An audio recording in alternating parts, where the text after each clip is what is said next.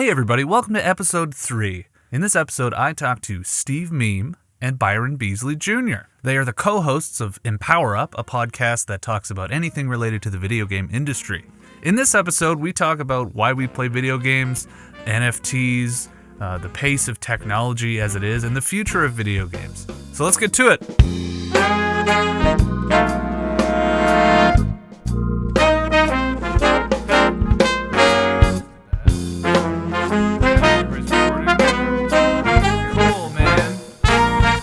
Gallery view so you can see everybody. Cool. So, my guests today are Steve Meim and Byron Beasley. They are the hosts of the Empower Up podcast, which is, I think there might be a couple of podcasts named that, possibly. It's the green and, what is it, pink?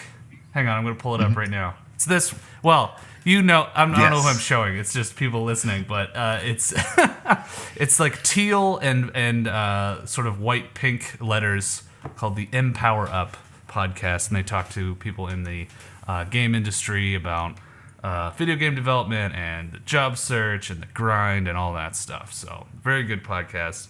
I wanted to talk to you both today about, I was just sort of like, so far, the first 2 episodes have been musicians, and the sort of overall theme of this podcast that seems to be emerging is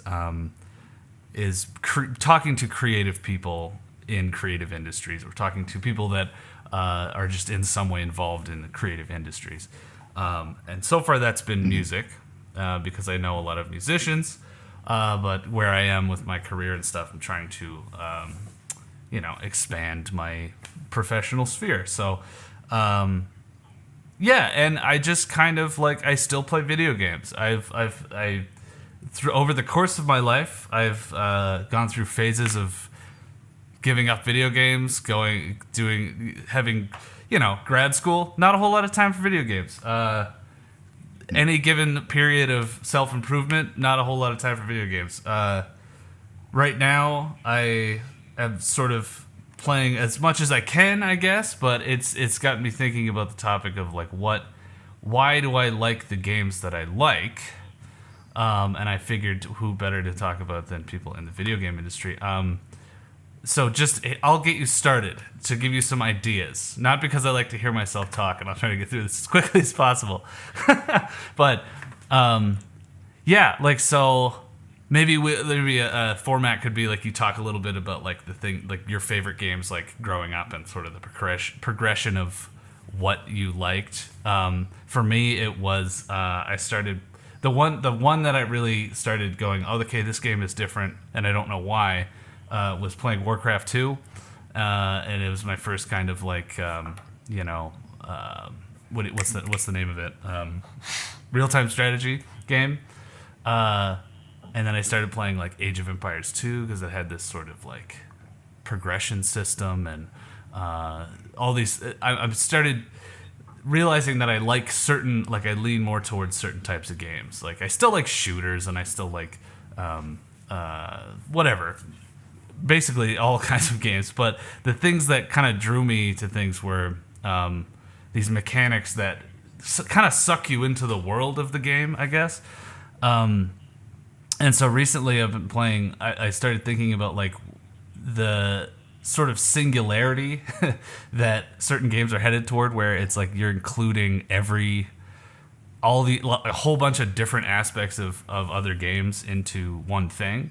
One example, right now I'm playing Ark Survival Evolved with 2 of my friends. We have a dedicated server, and like literally right now, a friend of mine is like gathering material for me that I'm gonna build like a greenhouse on top of our base, which is not something that I could have done 10 years ago or when I was growing up, I guess. And I just find it really interesting that like games like Ark, like No Man's Sky, like Fallout, they have all these. I'm drawn to this sort of like building mechanic. Because in Ark you can do basically anything. You can ride a T-Rex around. You can do all these like really cool things. But I'm back at the base, like building a greenhouse, and that's what I get the most satisfaction out of. I guess I'm just wondering, like, why is that so? Why? What do you think makes that so like satisfying? I guess, I don't know. What are your thoughts, either of you? So I can stop talking. So I'll just start with, for me, part of it is just kind of knowing yourself as an individual and what are those things that you just naturally gravitate to. It's kind of like tasting foods, right? Yeah. Like nobody can tell you what foods you like. You just have to taste it, and then from there you're like, oh shit, that tastes really good, or that sucks, and I'm never gonna eat that again. So for me, I just have to be honest with, like, when I play a game, does it immediately grab me, and what are the things that especially what is it teaching about me? Yeah. Because you went back into like how you got into video games. I think probably one of the most impactful games in my life was Street Fighter 2. And the reason wasn't necessarily where you talked about that. Yeah, it wasn't even necessarily the game itself. It was just what it taught about me. And for those that haven't heard the episode, that was just one of those games that I just got so into and played over and over and over again. And the realization that I had wasn't about really the game itself. It was about how I have a brother that's 4 years older than I am that used to beat my ass in everything. Sports, physically, any sort of competition, IRL, whatever it was. Sports. Yeah, he was like the boss in front of me. And then when I was playing Street Fighter, I learned that I could be so good at that I could beat my brother in real life. And I could beat him like in a way where he couldn't win one match against me. Like no matter what he tried, and he would just get so frustrated. Nice. And that was such an empowering moment for me. So I was like, oh my goodness, I came to the realization that if I just dedicate myself to something, I can do better than somebody who I thought was this insurmountable opponent. But yeah, that's one of the things that I loved about Street Fighter. That's funny because my last episode we talked as a saxophone player that I worked with on cruise ships, and we talked about how he bought an arcade controller for Street, like he played Street Fighter on Xbox, and he bought like an actual like joystick and like the thing, and he was like crazy good at it. I'd like to see you two guys play, but Byron, what do you think? Yeah, so kind of adding on to what Steve said about the food tasting analogy, which I think is a pretty good analogy. I had the advantage of growing up with two older brothers, with kind of a significant age gap between me and my oldest brother. So growing up, we had Nintendo, Super Nintendo, N64, PlayStation. So to speak, I had a lot of different foods that I could try out, like we had all the different types of games. But the ones that kind of really draw my attention are pretty story driven. Even going back to my mom always said that I loved getting in between my brothers when they were doing anything and just sitting there, right? Because growing up, I loved just watching them play games. Yeah. So some of my favorite games are like, I was kind of just thinking about this the other day, right? So for me personally, God of War, I've played almost every game in that series, including the PSP ones. And that also goes with Uncharted. I played the Vita one, Uncharted Golden Abyss, Uncharted 1 through 4. I just haven't played the one where Drake wasn't the main character. Okay.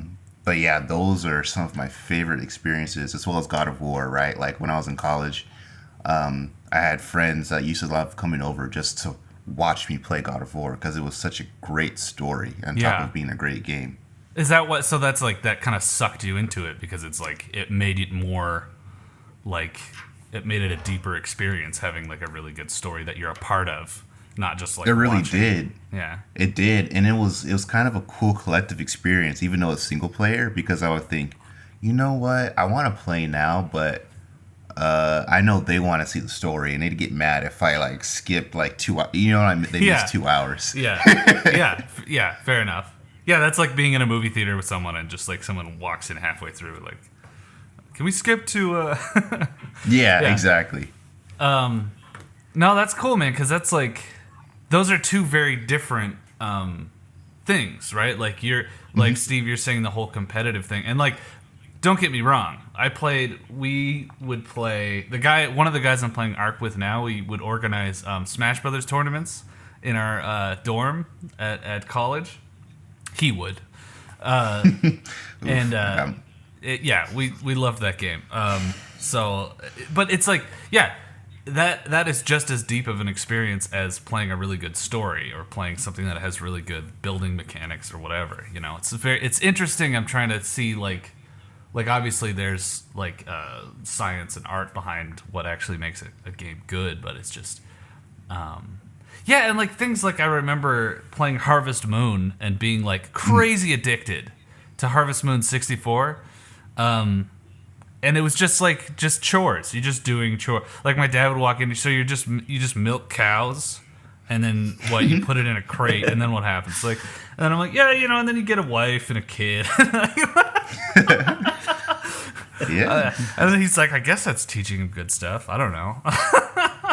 Those Sims can be kind of addicting though. Like I used to play Thrillville. Okay, I've never heard of that one. Oh, it's like Thrillville Off the Rails. It was a game where you are in charge of a theme park. Okay. But again, my dad was always there watching me play it growing up. So he actually is the one who bought it, and then I played it the most. Like I just loved, I don't know, seeing how efficient it could be. Right, like how much money can I make? Yeah. I love that kind of stuff too. Well, and that's part of why I like No Man's Sky too, because I'm just like, what's it like to be Jeff Bezos? You know, what's it like to have this like empire of like, you know, I just have like unimaginable funds right now, and it's like, but that games like that really figure out like the whole game loop thing where they figured out what keeps you playing, which is like a goal down the road. Like, I've kind of stopped playing because I've bought the biggest. Whatever the biggest spaceship in the game is, like I own it now, so I'm kind of like, yeah, I could keep farming fungus, but but no, yeah, that's just one little thing that, yeah, that game amazes me because it's not only that, it's like an indie game, and they've figured out, I don't know, they seem to have a really good fan base and respect for their fan base. What was I getting at? So, yeah, like, so, and I've found that I've, it's hard to go back to games that I remember being really impressed by, back in the day, because it was like an insane, like the PS2 came out, and I was like, the graphics were never going to be better than this. This is crazy. But like, you know, I can't necessarily, it's not that I can't, but it's like, it's not satisfying going back to like games that don't like have everything now. I feel super spoiled by all the games that there are now. Let me think here. Let me just look through my notes so I can try to, is there anything like, are there any games that like kind of stick out to you as far as like a mechanic that was like surprising, that it like, oh, this is really cool and I wasn't expecting that kind of thing? Is there anything that comes to mind with that kind of thing for you guys? I will say I've been playing a lot of Splitgate with my friends lately. Splitgate. I don't know if you guys have heard of it, but basically it's a first-person shooter. It's free. It's also cross-platform or whatever. Okay. So I can play on PC with my friends on Xbox, which is awesome. And again, it's free. So basically, it's like a mix between, like, it's a standard first-person shooter like Halo, but it's also like Portal, if you guys ever played or seen the Portal games. So it adds a whole depth of strategy. Like, it's nothing new, but it's kind of the unique execution of those older ideas. So yeah, they literally call it thinking like portals. So it's like you can snipe someone if you get the portals in the right place. Yeah. Or you can back out if you're about to die, and you can like actually dissipate the portal so like they can't follow you. Yeah. It just adds a whole new layer of strategy, which has been really addicting. I didn't expect it to be so addicting, but I find myself after work, I'm like, yo, let's play some Splitgate all the time now.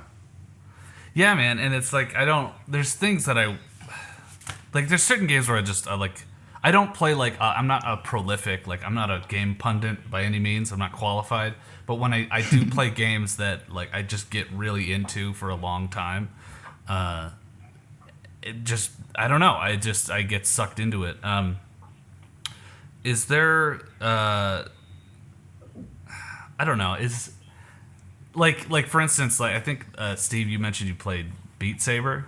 Yeah, and it's like because there's like a whole. It depends on what mood you're in, what kind of game you want to play. Like, you know, it is good after sitting all day to just get up and move around a little bit. My wife, I'm really good at getting my wife to make fun of me. And I was like, I'm gonna play Beat Saber. Why don't I buy these things and I'll put them on my wrists so that I get a little extra exercise, you know? She's like. And I have, like, the heaviest weight I have in here is, like, a 10. So it's like, it's just like, how those 10s working out for you? It's like, shut up. But, no, but it's, a whole different feeling that you get from the gameplay of Beat Saber than you get from, like, milking a cow in Harvest Moon, right? It's like, why they've just sort of, you know, they've figured it out. Do you have any comments on that, Steve? You look like you were going to say something. You know, actually, yeah, you brought up Beat Saber. That was actually the game that I was going to bring up because I love when you were talking about surprise like mechanics. And for that game, as simple as it is so addicting. Like literally chopping blocks to music, right? Yeah. Like who would have thought that would be a thing? But when you've got that headset on and you're playing and you hear a song that's just awesome and you're just getting into the rhythm and like it feels amazing, not just that I'm playing a game, but also that I'm actually getting like a workout too. Yeah. I thought I was crazy having like ankle weights on my wrists, but apparently I'm not the only one. Oh, so, there you go. See? Cool. See that, wife? So thank you for confirming. No, she's not here right now, but that's really funny. Yeah. Yeah, because you just feel awesome. You feel like first of all, you have lightsabers, so there's check that box. And now you're doing like all this, and like when you're actually like, I'm on like hard now. I can kind of do the hard levels. But yeah, you definitely feel awesome. Yeah. So I'm glad you. Oh, sorry. Yeah. Sorry. No. Go ahead. Yes. Yeah, I'm glad you brought that up. And Steve, I'm sure you would agree with me, right? But going along that line of like games that like can get a good workout in. This is a game that Steve and we both talked about for a while before we even bought it. Was Ring Fit for the Nintendo Switch. Yeah, that's a great one. Like they tried that out for a while, right? So they had Wii Fit, but then I think a year in, people kind of realized you could just kind of sit back, recline, and just do that. Exactly, right. But this one, it literally gets you going. They have a sensor on your leg, on your knee. And they also have the Ring-Con with another remote, so it really helps you engage like your whole body. And like I'm covered in sweat every time I finish that. Like it's awesome. They didn't they just send out like it is kind of gross now that I'm like I was playing this. We got the Oculus. First of all, quick Oculus story. A friend of ours from. He lives in Hollywood now, but he's from Alabama. We met him on the cruise ship. He was like a singer and stuff. He came down. I might actually have him on the podcast, but he came down, and he had never tried VR before.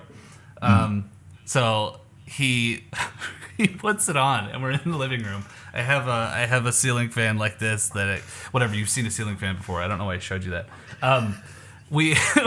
He puts on the headset and like it's in like the like I gave him like put on the tutorial thing where you're like looking around. I don't know if you remember that. You have like the little bottle rocket thing. He puts it on. He's looking around. He goes, "Oh, I can feel a breeze. Why can I feel a breeze?" I'm like, "Okay, well that's the ceiling fan. So just relax." And then at some point he like something like shoots past his head and he like turns his head really fast, and my Oculus just goes clattering across the floor. Super broken. Not even. It wasn't. No hope of. He bought me a new one immediately. So great guy. That's cool. That's cool.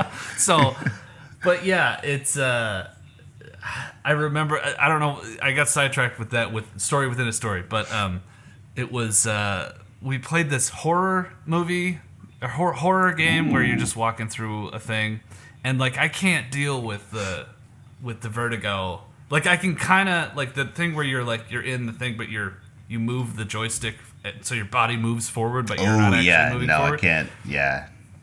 I think you could probably get used to it, but it's so like, and just speaking of being sweaty, I was just like, by the time I ended that game, like I was just drenched in sweat, and like my legs were sore because I was just tense the whole time. Obviously it was like something was chasing me through a demon house or something, but I was gonna hand it to her, and the whole thing was just dripping with sweat. It's so gross.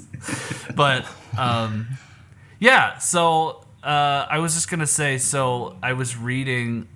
Here's my next question: is what is your kind of ideal video game? Like, if obviously, they tell you to make the game that you would want to play. What is something that, like, and it could even just be a single feature, and you can go wherever you want with this question. But the one thing I'm thinking of is I'm reading the latest Jason Schreier book. What's it called? Nice. What was the first one? First one was Blood, Sweat, and Pixels. This one's, it's in the other room. Press Reset. That's what it's called. Jason Schreier. And there's a one of the they were talking about a project where one of the features, it never got made. It was a game called Richmond, and it was in development by 2K Marin, and it was one of the features that they were talking about. I read it and I was like, oh my god, that sounds awesome.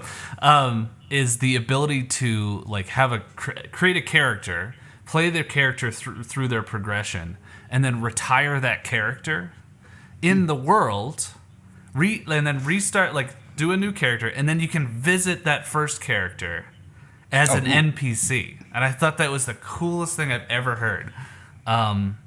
Which is kind of like, it made me think of like Fallout 4, of like all the settlements and stuff, and like how you could, have your companions, you could drop them off at a thing and whatever. It just added depth to the sort of story of it. But that was just one little thing that I'm like, if anyone out there is listening to this, and I hope they are, if you can make that game, please make that game and tell me about it.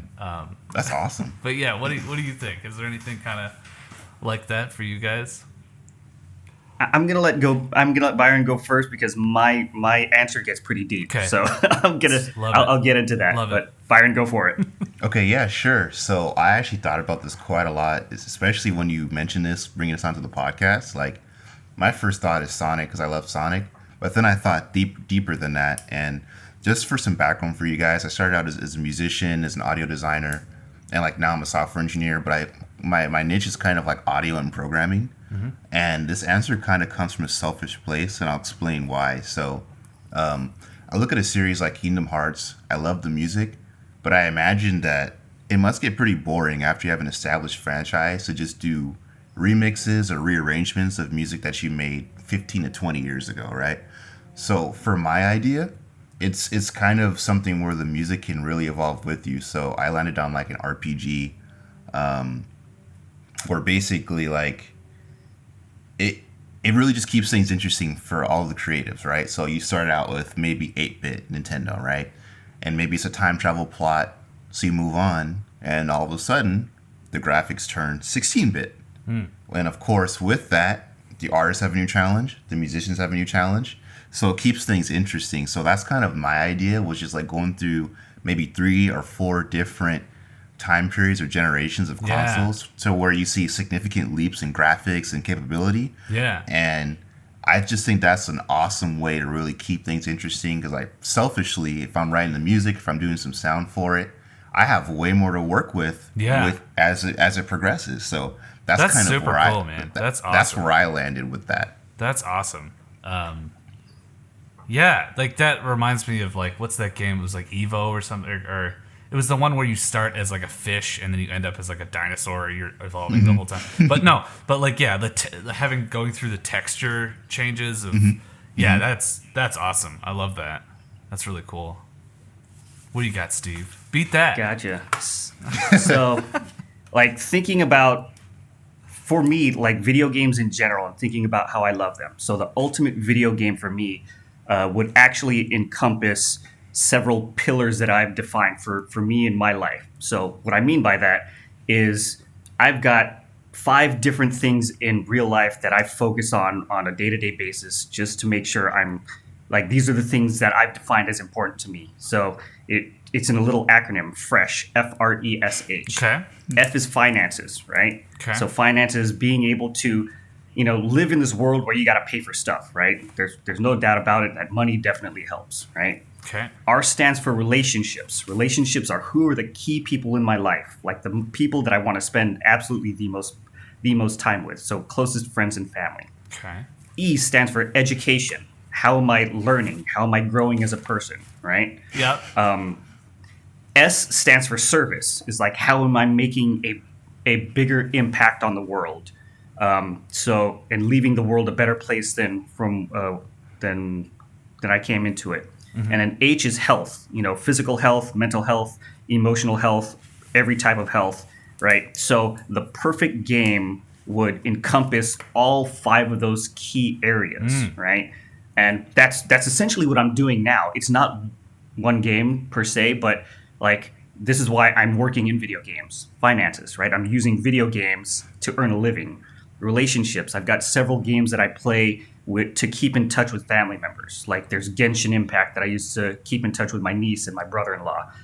There's Dreamscapes, which is a mobile game that I use to keep in touch with my fiance and her side of the family. So using games for relationships. Education. I mentioned Street Fighter, so games that I can use to teach me how to be more competitive, or games with economies where it teaches me better, like financial responsibility and resource management.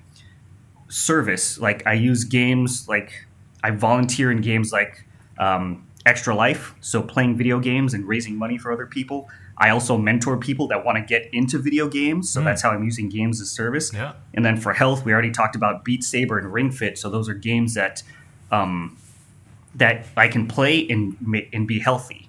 So this is where it gets really deep. After taking all of those things into consideration, the ultimate game is real life. Whoa. Because if you think about it, man. If you think about it, you're a consciousness. Yeah. And your physical body is like the ultimate controller. Hashtag right? simulation theory. No, yeah. Singularity. It's a singularity, yeah, no, right? it is. Yeah. That's the crazy thing. Is like, for me, I've just found like video games they're all like little mini games in this ultimate game. Yeah. So that's why I'm using games to be me, right? Yeah. So that's the ultimate game, is real life. And then how am I using video games to level up in real life? Whoa. There you go. That's a good answer, man. That was way more of an answer than I thought I would get from that. You've thought about that. That's good. I choose good guests. Good for me. I'm gonna make that about me somehow. No, that was awesome. I appreciate that. No, and I think it's cool that you outlined how much you can do with video games now. Like, and I mean, I don't know if we're probably roughly around the same age, all 3 of us, I would say, maybe. I don't know. But you've seen like some changes in video games over the course of your life, right? And it's like the fact that you're saying, I use this video game to keep in touch with so-and-so and to keep it's like, that's awesome, Yeah, it has evolved sort of from, this sort of quiet basement activity to to more of a mainstream thing. Well, whatever, that's not news, but yeah, man, that's awesome.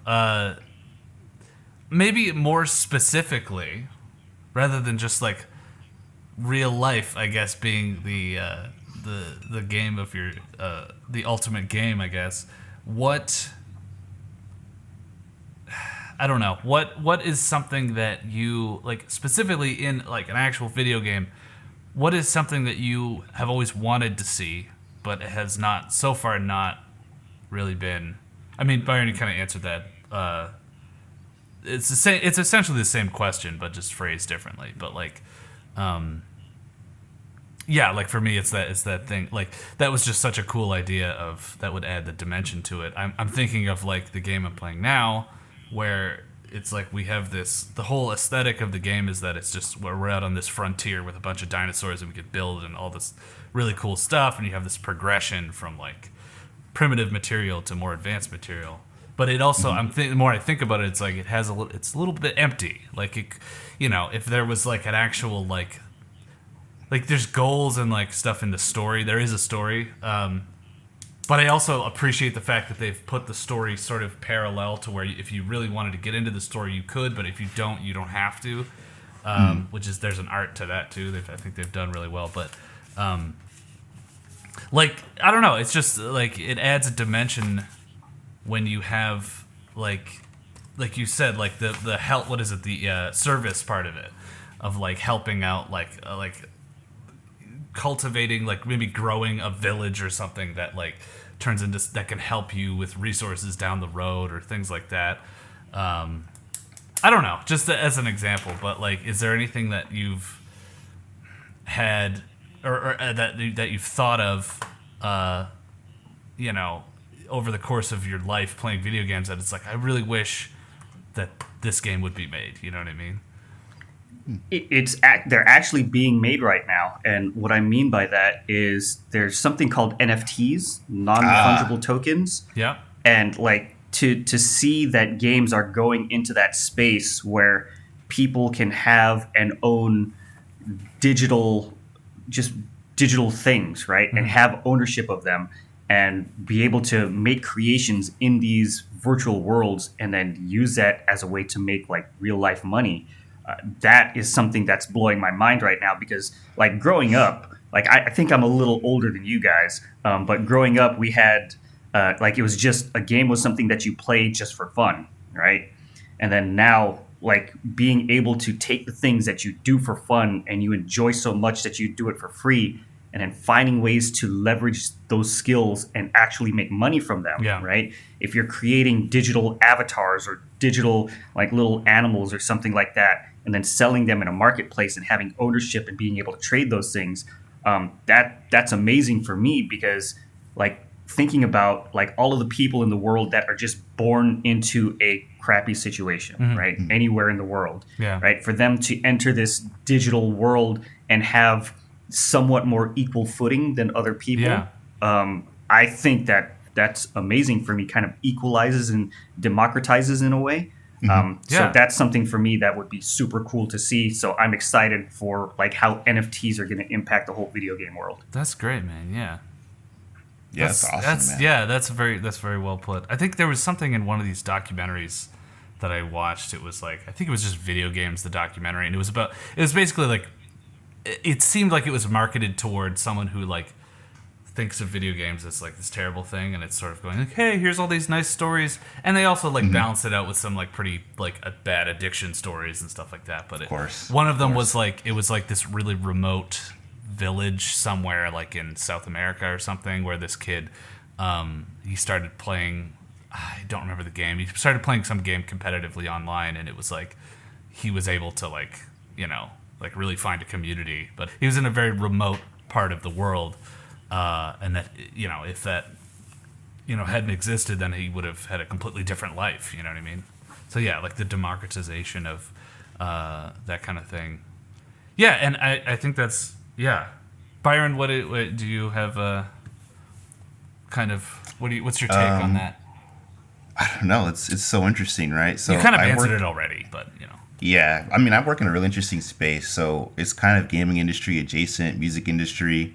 So basically, I work at Encore. That's the name of my company.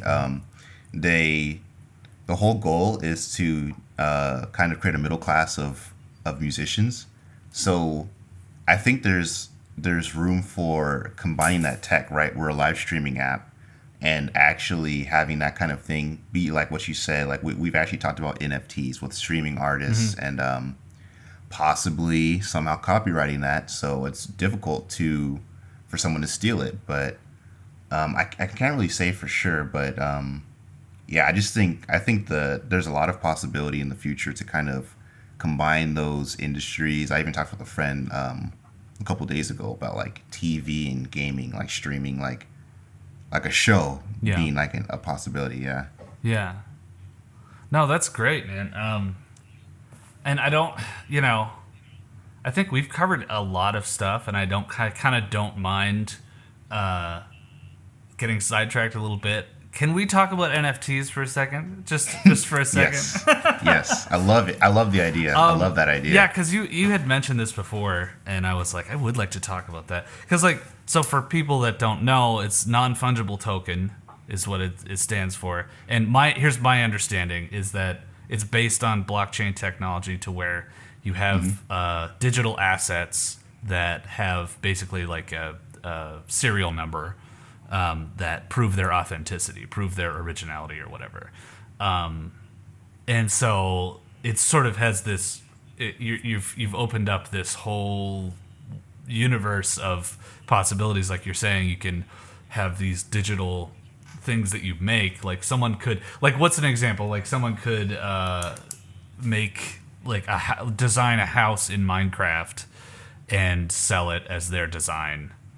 Past that, I don't really know what I'm talking about. So like what? Oh man. Yeah. I love NFTs, and Steve and I have talked about this before.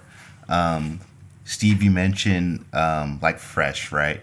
Being able to have something that simulates life, and something that I'm excited about with NFTs specifically. Like, I'm an artist first, right? I do programming, but my education's in music and audio. There's a tendency for artists to get kind of scammed or get ripped off, and I'm so excited for NFTs because it's I hope, fingers crossed, that it helps equalize and adds more value to the work that they put out, the digital goods that they put out. Mm-hmm. And in terms of the real life aspect, something that I'm really excited about is that there's a potential to kind of have merchandise, like physical merchandise, right? Yeah. Like let's say you're a fan of someone at a concert and you get an exclusive, or maybe an NBA player or NFL player, like you get an exclusive card, and they can like literally ship you a card, but you also get the NFT. So if you happen to lose that card, somehow you move or whatever happens, you still own it. But I think there's just an added value and satisfaction to also being able to have a physical good that goes along with it. Yeah. Yeah, that's kind of cool. Well, and so, like, that's... I guess, like, the thing that like, I think of... The first thing I think of is, like, you have all this, like, your ownership of this or that, and there's a lot of money being traded hands. But then, like, the first thing I think of is, like, what if a server goes down somewhere where it's like this or that doesn't, the records get deleted somehow. What are your thoughts on that? Like, because that's the first thing I think of is like, I know how many hard drives I've had die on me, and it's just like that's the very first thing I think of. Maybe I'm a pessimist, but what are your thoughts on that? Like, how do they? I guess it's just like creating a record of. Yeah, I was actually going to bring that up. Right? Like, you have your masters. Like, I'm pretty sure a bunch of masters got destroyed in Universal. Was it Universal? And, like, at that point, you just kind of have to recreate it. But maybe that's a chance for a resurgence. Selling it again, maybe that makes you more relevant, because I think that's a pretty direct parallel with how artists have to tour. They have to sell merchandise to make more money, because the record label owns the masters. But if they own it themselves, then they can have other ways of profiting. Yeah.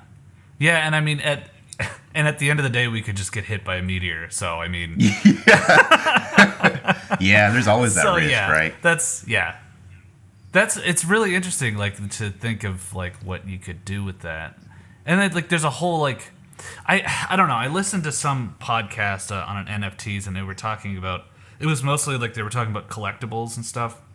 Mm-hmm. But then there was, like, this whole thing about, like a horse breeding game where you, like... They're breeding these digital horses, but the horses themselves are NFTs, right? And then they can trade and they have like a value and a commodity based on. Mm-hmm.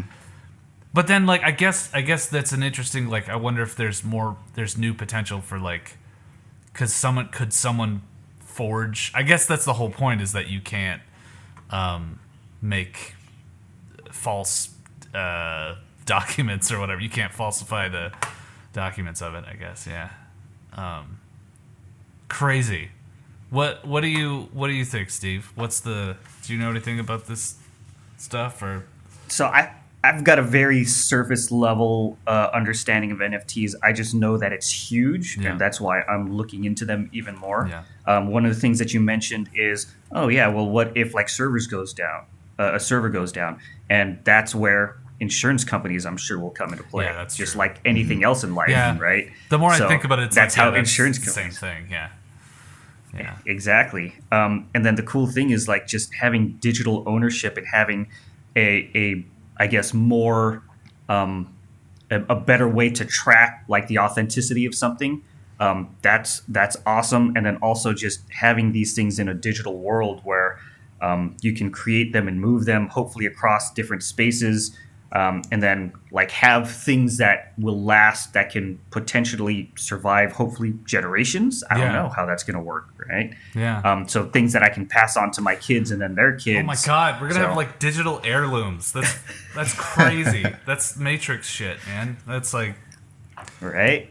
yeah. I watched some documentary on, it was like Year Million or something, and it was like, yeah, that's just all like. That's just far future stuff that we're like laying the groundwork for now, which is like we're all gonna basically shed our biological bodies and just live in a whatever cyberpunk. Yeah. It's crazy. We're gonna have this. I'm gonna become an NFT. Yeah. Oh my God, Dude, isn't there? Oh my God, what was I watching? Like a show or something, like Agents of Shield or whatever, where you're born with identification, and you have to scan your wrist to get through. Like, imagine you're at a hotel now, right? And they give you one of those magnetized cards to get into your room. It's literally like that, but it's your wrist to get everywhere. that's a problematic visualization because of like the Holocaust and stuff. But yeah, it was. You know what though? What though? That was probably what they were going for. It was a dystopian future, and by the end, obviously they changed it. Yeah, and there's like all this like philosophical problems with that too. But like, yeah, and then I always joke that we're gonna be like, here's my thing. So like, and we're not gonna at all get political with this stuff, but I know that like certain I've started to develop a little bit of patience with some of the older viewpoints, I guess, in people that I've come across and stuff, because I recognize how much the world has changed in just one human lifetime. Like my mother remembers going into like a room at university where the entire room was a computer. And like a shittier computer than this. I'm holding up an iPhone for you listeners. She remembers when color TV. Like she was a kid when color TV came. And then now it's like you think about, we're talking about like living online, and it's just so like I always joke that like in our lifetime it's gonna be like, maybe I hope that people will have enough patience for me being like, well, I don't know if my granddaughter should be dating a Roomba. It's like, Grandpa, you can't say that. You can't. Or like, robot is going to be like a racial slur in the future, and it's like, because and that's probably hundreds of years down the road if we don't get like, if we don't fall into the sun before then. But it's just interesting, like what all that stuff has connotations, right? It's like it's all. There has to be laws around this and that, and like I wonder, like we're gonna see like pretty soon. I think we're gonna see a lot of like maybe like legal trials and stuff involving NFTs, and like so and so sued over this, or it'll just be interesting. There's gonna be new legislation based on this crazy new technology. Yeah, man. That's so interesting. Literally just last night, I was having this exact conversation with some friends. Yeah. They graduated it with computer science degrees, and they're talking about their experiences taking ethics in computer science, which very much is in line with this. So Yeah, I think it's going to be up to someone to kind of come up with this kind of idea, and really seeing is believing. It's not going to be perfect the first time around. Like, even with what I do at my company, right? We work in the AR space, and it's difficult, damn near impossible for my grandmother to understand what we're doing. yeah, that's the thing. Because and you don't expect her to though, right? It's just like, because like that's just so like, and I'm thinking of like what's that gonna be for us when we're like, you know what I mean? Like, yeah, I just say like holograms, but like that's already, you know. Yeah, it's. Sorry, Digitally, maybe digitizing it in our brains. Yeah. Who knows? Who knows? We can't even think of. Yeah. Like, what it's gonna. I don't know. Exactly. We can't imagine. That's the whole point. Yeah, just madness. So I wanted to. Okay, so we're not really getting back on track, but I was gonna say, and we're bringing this train into the station, I'd say soon, but. So I'm reading Ralph Koster, I read Theory of Fun. Actually, here it is. No, not visual medium. Sorry, it's a book about just game design, and it doesn't really get into specifics so much, but it's sort of like a psychological take on game design, I guess. But he talks about how. And this is a weird cross-section of a bunch of different things for me, but it's basically like humanity is a reflection, like our values of humanity are evident in the media we consume. So like, it's basically like, if you think of, how was I thinking of it? Sorry, I'm looking through my notes as I'm talking. It's basically like it's an attempt for humanity to like know itself, I guess. And that's all art, I suppose. It's just like an examination of our human condition and all that stuff. How this might be too much of a question, but I don't know. It's just, if anyone can answer, it'd be you two. How do you think games will? I guess in the context of I compare them to the movie industry, but it's kind of all art in general, because video games are such a young medium, and how we're still just bang bang explosions for the most part, that's where the money is, and to be fair, that's where the movie industry is too. But as far as the evolution of video games into a legitimate like artistic medium, how do you think video games will do that? And can you sort of point to some examples of that have already kind of been like, there's like, it depends on what element of the game you're talking about. Like maybe, an example of really artistic gameplay would be the game Braid, where it's like you have this like intricate time loop thing where you can go back and or I don't know. It's sort of an open-ended question, but like, where do you think what's a game that you see being made in the future that's like sort of going to be pointed to as like the Citizen Kane of video games, I guess. I don't know if that's a good question, but I'm just, yeah. So for me, I think video games are just going to become part of life. And what I mean by that is, like, in a video game, there are things that happen where you'll go into a menu and then you'll pop up like, what's the quest line? Yeah. And then like I'll have my own individual quest lines of, okay, I need to make money. What are the steps that I need to take? And then I'll just go through like step by step. And these are all things that I'll have like in a HUD that I can see in my own eyeballs, where I pick and choose like, okay, what am I going to be doing next, right?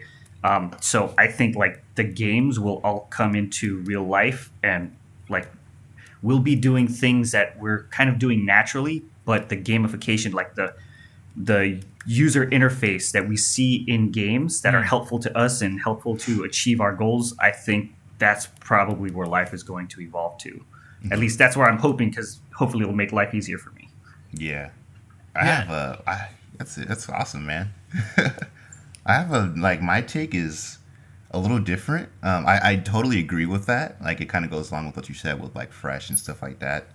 But I definitely think it's going to take time. I don't know if I have a game that would help define it, but definitely it'll be a gradual process over time. But like, I think the biggest thing that's going to help with the legitimacy of video games is when it's more widely accepted in academia. Like right now, you have to really pay a lot of money to get an education that specializes in video games. Yeah. But as soon as like your state college adopts the curriculum, that's when you know that video games have kind of become part of your culture and not just pop culture. Yeah. And along with that too, I would argue that we're already seeing it, right? It's not in the sense that we're playing video games, but look at all the people that are streaming, making a legitimate living, making more money than most 9-to-5s, just playing video games. It's becoming more difficult for parents to say, hey, you're wasting time playing a video game. It's going to get to the point where they're going to be like, hey, it's a very legitimate career aspiration. These are the steps you should probably take if you want to get there. Okay, yeah. I guess, yeah, because then it's like I was just going to say, like, the actual definition of game is going to be blurred, and I guess it kind of already is. Like the gaming industry. What is the industry? Yeah, yeah. No, and, like, but even, like, how we consume, how I'm thinking of my own consumption of video games, like, there's a part, like, there's certain games that I'll play that it just, they hit this button in my head that is like sometimes to my detriment. So like I'll like it'll be, well, yeah, like you get it. Like playing Surviving Mars, for instance. It's like that I absolutely love that game because it checks a lot of boxes of like, you know, you're managing resources, you're like building a city, you're doing this, like you're working toward a goal. But like I'll find myself playing that and I'm just like, this just feels like work, but I can't stop. So is that a game? You know, like yeah, it's milking the cows in Harvest Moon. It's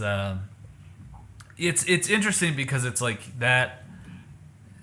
Again, it reflects what all of these things are made by people. So it's like what they made a game that they wanted to play. Why did they want to play a game that has you milking cows? So it's like, well, it's not really about the cows. It's about the fact that you're like improving. You have this farm, you're improving this and that, and here's how you do it. You're following these rules to do it. You can be good or bad at these, but depending on, you know, how you spend your time during the day, there's like limitations and all this stuff. And I don't know where I was going with that. It's just interesting to me. Yeah, I love that question though. Like it's something oh, sorry, Steve. Yeah, you know, like one of the things that you mentioned was academia, and there was a time where I had envisioned that like games are so ingrained in culture that you could use them in academics to earn degrees. Mm-hmm. So like hey, I wanted to get a degree in accounting. Oh, I'll pop the disc into my PlayStation 24 and play the game, and by the time I get to the end of the game, I'll have a degree in that discipline. Yep. Oh my god, that I think would be freaking awesome, and that's what I think. Like we're talking about it, the gamification of life, where like I wake up and like, what game do I want to play? Do I want to play the financial game? Okay, like how am I milking the cows, so to speak, from your example, and just to get to earn finances. And then, what's the game that I'm going to play to build up the trust with all of my family members? Because I'm going to have all of the different meters. Okay, Mom, I need to spend more time with through this week. So, I'm going to play that game now. Yeah, I was going to bring up a similar analogy. One of my older brothers, he's a pilot. And what really helped me believe in the idea of VR and that it has a place in society is that he uses it as a legitimate source of training, right? You need to reach a certain amount of hours before you can get off the ground. Yeah. And whatever organization he's with, they see his VR simulation as a legitimate like substitution to help gain those hours, right? So you even think about like Microsoft Flight Simulator. You can either do it from outside where you're seeing the whole ground, or you can do it from the cockpit where all you're doing is seeing the controls, and you have to understand what each of those knobs does And yeah, Which it's is just like Steve says. what a video game is. Exactly. Exactly. So it's the gamification. So after like your 50 hours, 150 hours, whatever it is, Yeah. you've got that degree, you've got the certification, you've got the okay to move on to the next step, next level. It's, that makes me think, you're just talking about like you have like a relationship, like maybe your mom meter is lower than your dad meter on any given day, but but like that kind of thing, I wonder if that's like that will become so ubiquitous that here's the thing is like, then you're gonna have like, this is all cyberpunk stuff, you're gonna have different classes that emerge of people who are connected and people who are not. And I wonder, like, the people, if you have this whole society of people connected to, this is out in left field right now, but it's like if you have a whole society of people like connected to like, sister meter, dad meter, mom meter, it's like they might, if they start relying on all those things, you're gonna lose like emotional intelligence, I guess, just because you're gonna eventually like, and maybe there's checks and balances that'll happen, but like you think, you can see a case down the road where it's like somebody lost all sort of ability to talk to anybody outside of that kind of environment, I guess. Maybe it'll be one of those things with like a hidden stat. Like, these are some interesting topics. So I'm sorry if I'm talking too much. Keep this going, is like man. really exciting to me. Keep going. Like, because like I remember, I'm thinking back to Final Fantasy VII, the original, right? Okay. They had hidden stats that kept track of your relationship with your party. It's like specifically, I don't know if you guys have played. know that. Steve, I think you've played it, right? So, like, let's say you have Aerith, who's one of the main characters, one of the main female characters. Then you have Tifa. Well, depending on how you answer questions and how you interact with them at certain points, you can you go on a date with them like a little over halfway through the game, and the hidden stat is who has the higher affection points towards Cloud. Yeah. And then like real life, how do you translate that to real life? What's gonna happen, man? That is real life. That is real life. There are hidden meters with everybody, right? My mom, she told me something. She was on a plane with somebody, some coworker or something, and this is exactly your point, Steve. She is some 20-something-year-old, and it's my mother, and the 20-something was like describing like the scenery or something. She was like, it was so beautiful. It's like a video game. No. My mother was like, what? Whoa. But she's like, it's like, no, just real life. That's where we're at.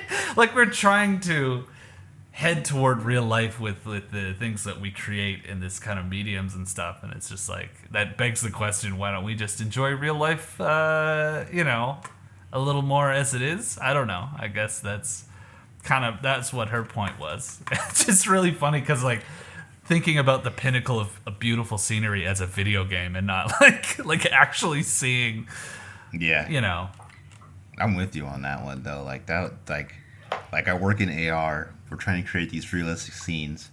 But damn, by the end of the day, I'm like, you know what? I'm gonna go for a walk at the park. Yeah. I think there's some YouTube video about somebody who like spends like a week straight in VR, and I don't know how they did it when they had to like cook and go to the bathroom, but they figured out a way to like not actually see the real world for a full week straight. And he was talking about how he came out and how everything was so high definition in the real world. It's just funny. But here's the crazy thing, though. Like, think of how technology is evolving, right? Think about what are the realities, like in the real world, like the limitations that we have, and then think what virtual worlds will be able to provide us. Yeah. Right? Mm-hmm. Like actually living in a multiverse where we can enter a life however we want it, and then when we take off the headset, then the real life will be done. Like that's how, think of how graphics have just evolved in the past like 10 years, right? 10, 20 years, when before we were playing like 16-bit games, now we've got like ultra high definition. And then if you multiply that exponentially, like how good are graphics going to be? Yeah. Not only that, but what about the other senses like smell and hearing? And like, oh my goodness, like we're going to have these incredible experiences, and then we're going to have to come back to the real world. So is that something we'll really want to do? Well, Wow. hopefully we get to like Matrix, like lying in a pool of goo Yeah. attached to a bunch of No. just that's the goal. Dude, Ultimate that's such VR. that's such a good point, Steve. Like, I kind of brought it up a little bit, like, with parents saying, "Oh, what are you doing? Waste your time playing video games." Slowly but surely, the arguments against playing video games are going away, right? So they're like, "You're wasting away on the couch," but we've already brought up the idea of Ring Fit and Beat Saber. Yeah. So you're like, "All right, Mom, I'm making $1 million, and I have a six pack. What's next?" You figured it out, man. What are you gonna say now? Take that, Mom. That's what the yeah, no, and it's not to make it all sound like look at me now, Dad. No, but it's more like, what are the arguments against yeah. it at that Well, point? and it's funny Yeah. because there's like I think it was in the movie A Million Ways to Die in the West. Seth MacFarlane's character is like, they're talking about hoop stick, and he's like, yeah, they're coming out with studies saying that the hoop stick is going to rot their brain. It's like because they spend all day with the hoop and the stick, and that's all they can think about. And but it's just funny because it's like, yeah, it's like new mediums, but it's all just speeding up really fast too. It's like you think about like, say, like 4 generations ago, 5 maybe. How different was your great great great grandfather's life from your great great grandfather's life, right? They were probably both farmers or something, whatever. They were probably had similar, maybe they went in different fields, but like the technology was the same. And so they all kind of like, I think that there was maybe more, like society was kind of smoothed over a little more because you don't have that much difference between father, son, mother, daughter. So it's like, but like, whatever, 50, 60 years ago, a computer that was much worse than what I'm holding in my hand, my iPhone, is like, it took a whole floor of a building with all these like punch cards and like, and it's just, that's a lifetime, right? Like, so what, anyway, it's just, it's crazy to think of, there's all these things that happen because of that, these little social things, and I don't know. It's just interesting to watch. I'm just kind of a bystander. I don't claim to know anything about any of this stuff. I'm just kind of going like, wow, isn't that cool? There's gonna be like, if I have kids one day, I'm gonna have kids that are just like, think I'm so lame because I'm just gonna be so impressed by, it's just like, I didn't have holograms as friends when I was a kid, so I think that's pretty cool. Good for you. Or whatever, I don't know. What do you... I think that's going to be a cool... I think... Go ahead. Sorry. Oh, go ahead. Oh, we lost him. I interrupted you so hard that it I just think it's going to be cool to... No, that was my interconnect. My bad. I just think that it's going to be so cool. Hopefully, medical technology is going to allow us to live even longer and longer, and that we'll be able to spend more time with more and more generations, and That's just true. to be able to experience what they're going through. That's a good point, And yeah. then, or to see that, and then also, it blows my mind that kids are growing up today, and they're going to have their entire lives on like social media recorded. Yeah. And to see, like, taking a little bit of a detour here on the topic, it would blow my mind if I had grown up with social media in my early days, like, and I wonder like how I would have turned out differently had I grown up with today's technology. Is there anything you guys want to plug besides the Empower Up podcast that you should all, if you're interested in the video game industry at all, if you're interested in hearing, interviews with really good people working in the industry and learning about how to get into that, I highly recommend. It's you have just been listening to the co-hosts of that podcast. maybe Byron, like the company you work for, like anything you want to plug. Where should people go to find out more about X? Sure. So I'm working at Encore. I'm really excited about what they're doing. I mentioned before, I'm a musician first, to get into programming, and our whole mission there is to kind of create a middle class of musicians. So we aim for people that are up and coming, not like the Kendrick Lamars, or the Bruno Mars. So if you look us up online, you can find us at like LinkedIn. It'll be, if you type in Encore, I think it's like the live interactive app, you'll find us. We're currently like in a soft launch right now. But there's a sign up sheet on there if you're an artist, if you want to like work with us, or if you want to experience the app, you can sign up on there and we'll give out the codes and stuff like that from there. I'm really excited about it. It's just such an awesome kind of collaboration between two industries for me.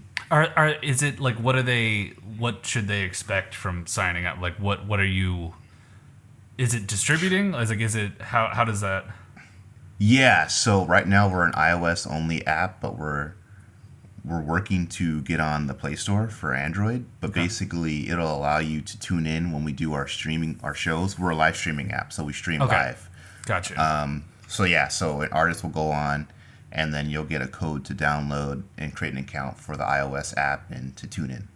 Okay, cool. Awesome. Steve, you got anything? And for me, I am a little bit of backstory. I'm 15-year plus veteran in the video game industry, working mostly at PlayStation, and I'm currently a professional video game recruiter, and I just love helping people in their video game careers. If they're either just getting started or looking to transition from another career, I just love helping people, and I can give all kinds of insights from a developer perspective and from a recruiter perspective. So if you want to reach out to me and just find out ways of getting into the industry, getting paid to do what you absolutely love, you can find me on LinkedIn. That's Steve Meim, Steve, M as in Mary, E as in Echo, I as in India, M as in Mary, on LinkedIn. And then, just hit me up, and then I can send you a link to my calendar, and then we can have an in-depth conversation on how I can help you. That's what I'm here for, how I can help. Awesome. Another thing is I'll be doing a talk at the upcoming Comic-Con. So in like late November, there's going to be a game development panel on how to get into the industry, and I'll be doing that panel there. So in San Diego, California, if I see you, I'll see you. Cool. Yeah, I realized I didn't actually give out my socials, you can find me on LinkedIn, Byron Beasley, Byron Beasley, Beasley, and you'll just kind of see me just looking up with like a keyboard behind me. That's how you'll find me. And also take Steve's advice when he says that he wants to help you out, he wants to mentor you. And spoiler alert too, at the end of your call, he'll say, "I don't expect this to be the last meeting. I want to have a follow-up meeting." And he means that. He said that to me, and here we are 4 or 5 years later. He'll text you every day. He won't leave you alone. No, and that's actually how I met Steve. I met Steve through IGDA Seattle networking thing, and then I just had a bunch of questions about blah blah blah, and he's like, "Here, just book a time. Like, this is what I do," and it's been great. And this is kind of how this came about, this whole episode. So, incredibly helpful person. All right, guys, I'm good if you are. That's fantastic. Thank you so much for agreeing to do this. It's good stuff. Thanks for having us. No problem, man. Anytime.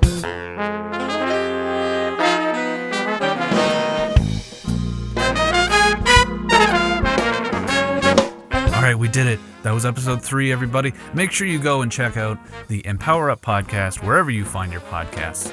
If you want to reach out to Byron or Steve, their LinkedIn profiles are linked in the show notes. If you're interested in getting into the video game industry at all, Steve Meim is a great guy to talk to, and he makes himself available online. You can talk to him via Zoom. He has a whole scheduling thing, so go just reach out to him on LinkedIn, and he's incredibly helpful with that. Great guy, as you heard. Also, thank you to Byron for his help with the publishing aspect of this podcast. He helped me out with that. All right. Well, that's it. I think I hear the helicopter that I ordered to take me to episode 4. Yeah, here it is. I'll see you in episode 4. Happy holidays. Take care of yourselves. Go get vaccinated.